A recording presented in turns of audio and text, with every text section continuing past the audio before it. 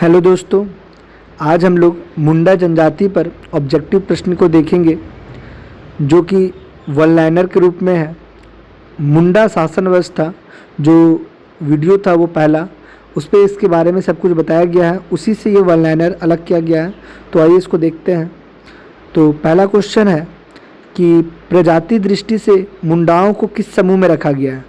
तो इसका आंसर है प्रोटो ऑस्ट्रोलॉइड। मुंडा जनजाति के लोग स्वयं को क्या कहते हैं? तो मुंडा जनजाति के लोग स्वयं को होड़ोका कहते हैं। आगे बढ़ते हैं। तीसरा क्वेश्चन, मुंडा जनसंख्या की दृष्टि से झारखंड की तीसरी सबसे बड़ी जनजाति है। ये बहुत इंपॉर्टेंट क्वेश्चन है एग्जाम व्यू से, याद रखेंगे कि मुंडा जनसंख्या दृष्टि से झारखंड का तीसरा सबसे बड़ा जनजाति है। आगे बढ़ते हैं। मुंडा जनजाति के संबंध में निम्नलिखित कथन सत्य है। पहला, मुंडा झारखंड के कुलेरियन समूह की एक सशक्त जनजाति है। दूसरा, मुंडा अपनी मूल भूमि तिब्बत को मानते हैं। और तीसरा जो है, इनका मुख्य एवं प्रथम प्रशासनिक केंद्र सुतियाम्बे में था। कि पहला कि मुंडा झारखंड के कुलेरियन समूह की एक सशक्त जनजाति है। दूसरा, मुंडा अपनी मूल भूमि तिब्बत को मानते हैं। और तीसरा, इनका मुख्य एवं प्रथम प्रशासनिक केंद्र सुतियाम्बे में था। आगे बढ़ते हैं। मुंडा लोग अपने जनजाति को क्या कहते हैं? तो मुंडा लोग अपने जनजाति को होड़ो कहते हैं। मुंडा जनजाति के लोग मुंडारी भाषा बोलते हैं। अर्थात मुंडा जनजाति लोग किस प्रकार की भाषा बोलते हैं? मुंडा जनजाति के लोग किस प्रकार की भाषा बोलते हैं? तो इसका आंसर होगा मुंडारी। मुंडा जनजाति के लोग मुंडारी भाषा बोलते हैं।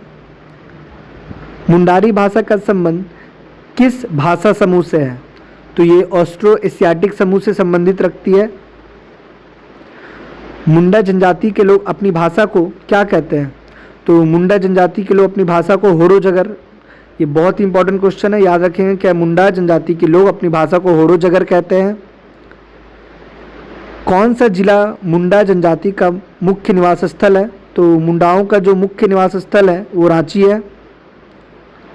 मुंडा जनजाति में पंचायत स्थल एवं नाच के मैदान को क्या कहा जाता है? तो अखड़ा।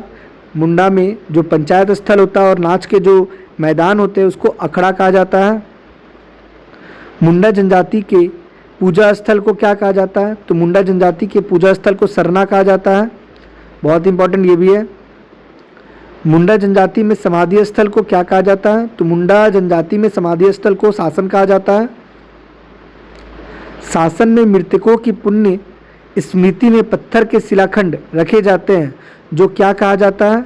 तो जो शासन दीरी और हड़गड़ी कहा जाता है। यानी शासन में मृतकों की पुण्य स्मृति में पत्थर के शिलाखंड रखे जाते हैं जो शासन दीदी और हड़गड़ी कहा जाता है।